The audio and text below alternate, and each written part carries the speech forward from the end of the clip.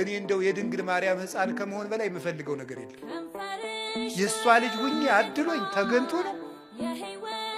እነዚያ መለኮትን ዳሰው አቅፈው አጥብተው ያሳደጉ እነዚያ እጆች የሚያበሩ እጆቿ አዋን አግኝቼ እጄን ይዘው ጎትተው ነው።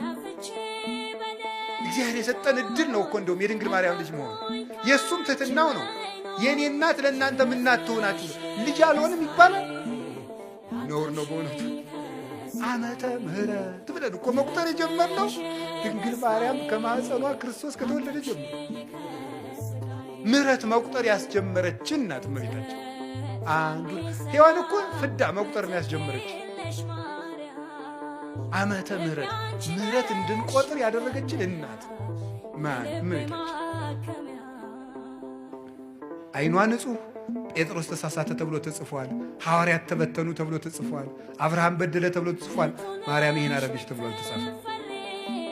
አንደበቷ ክርክም ያለ ነውር የሌለባት እውነት ጠባብ ወትሕት ዘልዕቀት በቤተ መቅደስ ውስጥ ተቀምጣ መልአክ እያነጋገራት ትዕቢት የሌለባት ትሕት